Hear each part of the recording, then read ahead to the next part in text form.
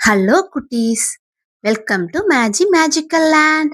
மேஜி magical லேண்ட்ல ஜோஜோங்கிற மங்கியோட பேக்கரி பத்தி தான் இன்னைக்கு பார்க்க போறோம். ஒரு அடர்ந்த காட்டுல ஜோஜோங்கிற மங்கி பேக்கரி ஒன்று வச்சு ரன் பண்ணிட்டு இருந்தாங்க. அங்க எல்லா வகையான பேக்கிங் ஐட்டம்ஸும் இருந்தது. அவங்க கஸ்டமர்ஸ்க்கு ஃபுல் சாட்டிஸ்ஃபைடோட நல்ல டேஸ்டியா கொடுத்துக்கிட்டு இருந்தாங்க. அந்த பேக்கரியோட ஸ்பெஷல் என்னன்னா கப் கேக்ஸ் தான். அந்த பேக்கரியோட ஓனரான ஜோஜோ மங்கிக்கு கப் கேக்ஸ்னா ரொம்ப பிடிக்கும். அந்த பேக்கரிக்கு வர்ற கஸ்டமர்ஸும் கப் கேக்ஸை டேஸ்ட் பண்ணிட்டு ரொம்ப டேஸ்டா இருக்கிறதாவும், இது வரைக்கும் நாங்க சாப்பிட்ட கப் கேக்ஸ்லயே இந்த மாதிரி டேஸ்ட் எங்கேயுமே இருந்ததில்லைன்னு சொல்லிட்டு போவாங்க. அப்படி எல்லாரும் வந்துட்டு போன பிறகு ரொம்ப டயர்டா டோரை லாக் பண்ணிட்டு நம்ம மங்கி வீட்டுக்கு போய் தூங்க போயிடுவாரு. நிறைய கூட்டம் இருந்ததுனால அவர் ரொம்ப டயர்டா வீட்டுக்கு போவாரு. ஆனாலும் நல்ல நிம்மதியா தூங்கிட்டு மறுநாள் காலையில ஃப்ரெஷ்ஷா ரொம்ப சந்தோஷமா கிளம்பி வருவாரு. இன்னைக்கு என்ன புதுசா நம்ம கஸ்டமர்ஸ்க்கு கொடுக்க போறோம்னு ஹாப்பியா இருப்பாரு. அப்படி ஒரு நாள் அவர் வந்து பார்க்கும்போது அவரோட பேக்கரி கதவு திறந்து கிடந்தது. அவருக்கு ஒரே ஷாக். நைட்டு நம்ம மூடி வச்சுட்டு போன கதவு யாருடா திறந்து பார்த்துருக்கா, உள்ள எல்லாம் இருக்கா என்னன்னு தெரியலையே, யாரோ திருடன் வந்திருக்கானே, நைட்டு நல்லா தானே நம்ம மூடி வச்சுட்டு போனோம் அப்படின்னு திரும்ப திரும்ப யோசிச்சு பார்த்தாரு. என்னதான் யோசிச்சாலும் அவர் லாக் பண்ணிட்டு போனது எப்படி திறந்திருக்குன்னு அவருக்கு புரியல. சரி, உள்ள போய் நம்ம செக் பண்ணி பார்ப்போம், நம்மளோடது கரெக்டா இருக்கான்னு பார்க்கலான்னு உள்ள போய் செக் பண்ண போனாரு. உள்ள போய் பார்த்தா அவருக்கு மிகப்பெரிய ஷாக். அவரோட பேக்கரியோட ஹைலைட்டான கப் கேக்ஸை யாரோ சாப்பிட்டுட்டு கீழே பாதி சிந்தியும் போட்டிருந்தாங்க. யாரா இருக்கும்னு அவருக்கு ஒண்ணுமே புரியல. சரின்னு விட்டுட்டாரு. இதே மாதிரி தொடர்ந்து கண்டினியூவா 2 or 3 days நடந்துகிட்டு இருந்தது. அவருக்கு ஒண்ணுமே புரியல. என்ன பண்ணலான்னு யோசிக்க ஆரம்பிச்சாரு. ஒரே ஷாக்கிங்ல வெளியில வந்து குழம்பி போய் சோகமா அங்கேயும் இங்கேயும் நடக்க ஆரம்பிச்சாரு. நம்ம நல்லா தானே எல்லாமே பண்ணிட்டு லாக் பண்ணிட்டு போறோம், எப்படி இது யாரோ வந்து கப் கேக்ஸை மட்டும் சாப்பிட்டுட்டு போறாங்க, இது யாரோட வேலையா இருக்கும் அப்படின்னு அக்கம் பக்கத்துல தேடி தேடி பார்த்தாரு. அங்க யாருமே இல்ல. என்ன பண்றதுன்னே புரியாம சோகமா போய் உக்காந்துட்டாரு. கவலையோட இருந்த அவருக்கு ஒண்ணுமே புரியவும் இல்லை, தோணவும் இல்லை. என்ன பண்றதுன்னு தெரியாம கவலையா இருந்தாரு. அப்பதான் அவருக்கு டக்குன்னு ஒரு ஐடியா வந்துச்சு. நம்ம சிங்கராஜா கிட்ட போய் இந்த நடந்த விஷயத்தெல்லாம் சொல்லலாம் அப்படின்னு அந்த ஐடியா. சரின்னு அவர் மெதுவா நடந்து காட்டோட அரசனான சிங்கத்துக்கிட்ட போய் கம்ப்ளைண்ட் பண்றதுக்காக மெதுவா நடந்து போனாரு. அங்க சிங்கராஜா என்ன ஆச்சுன்னு கேட்டாங்க.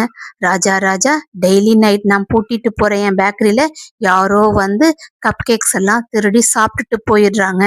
எனக்கு ரொம்ப கவலையா இருக்கு, நான் என்ன பண்றதுன்னே புரியல, எனக்கு நீங்க தான் ஒரு வழி சொல்லணும், இதை எப்படியாச்சும் கண்டுபிடிச்சு தடுத்து நிறுத்துங்க அப்படின்னு கம்ப்ளைண்ட் பண்ணுச்சு. உடனே நம்ம சிங்கராஜாவும், நீ கவலைப்படாத, நான் பாத்துக்கிறேன், நீ நிம்மதியா இரு, நம்ம காட்டுல என்னோட ஆட்சிக்கும் கீழே இதை யாரு பண்றான்னு கண்டுபிடிச்சு அவங்களுக்கு தக்க தண்டனை நான் கொடுக்கறேன், நீ கவலைப்படாதன்னு நம்ம சிங்கராஜாவும் சொல்லி வழி அனுப்பி வச்சாரு. நம்ம சிங்கராஜா டிடெக்டிவான ஃபாக்ஸ் கிட்ட போனாரு.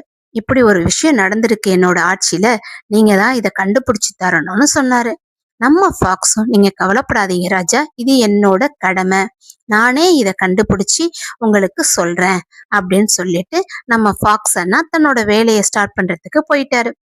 அவர் போய் பேக்கரியோட மேப்பை எடுத்து அதோட ரூட்ஸ் எல்லாம் போட்டு எந்தெந்த வழியில இருந்தெல்லாம் பேக்கரிக்கு ஆளுங்க வர முடியும், நைட் ஆனா யாரெல்லாம் வருவாங்க அப்படின்னு சொல்லி மேப்பை பார்த்து வர பிளான் பண்ண ஆரம்பிச்சிட்டாங்க.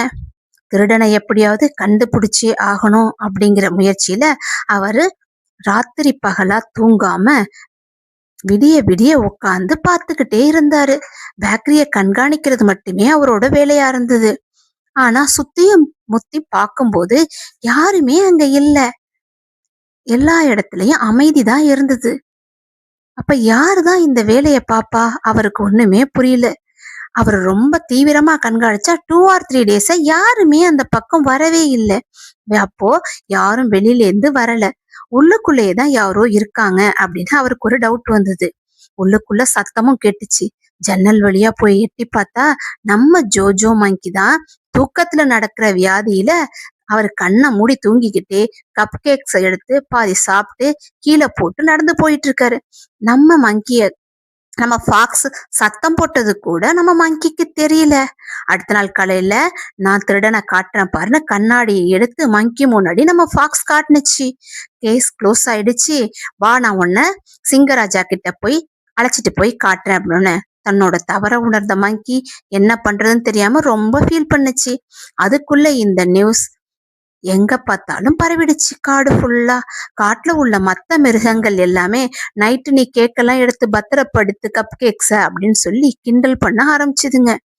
உன்கிட்ட இருந்து நீயே உன்னை காப்பாத்திக்கோ, மத்தவங்கள போய் நீ பிளேம் பண்ணிருக்க, ஆனா திருடன் நீயே தான் அப்படின்னு சொன்னோன்னு மங்கிக்கு ஒண்ணுமே புரியல. ரொம்ப ஃபீல் பண்ணி நம்ம மேல தப்ப வச்சுட்டு மத்தவங்கள நாம பிளேம் பண்ணிருக்கமே, என்ன பண்றது அப்படின்னு யோசிச்சுட்டு இருந்தது. அப்புறம் சிங்கராஜாவும் ஃபாக்ஸும் வந்து மங்கி கிட்ட, கவலைப்படாத, உனக்கு இருக்கிறது ஒரு வியாதிதான், இதை நம்ம கிளியர் பண்ணிடலாம், அதுக்காக நீ ரொம்ப ஃபீல் பண்ண வேண்டாம் அப்படின்னோன்னு நம்ம மங்கியும் அவங்கள கூப்பிட்டு உபசரிச்சு காட்டுல உள்ள எல்லா அனிமல்ஸையும் வர வச்சு அவங்களுக்கு ட்ரீட் கொடுத்து செலிப்ரேட் பண்ணி ஜாலியா சந்தோஷமா இருந்தாங்க. காடே பாட்டு பாடி ஜாலியா என்ஜாய் பண்ணுச்சு. அதுக்கப்புறம் காட்டுல ஒரே சந்தோஷம்தான்.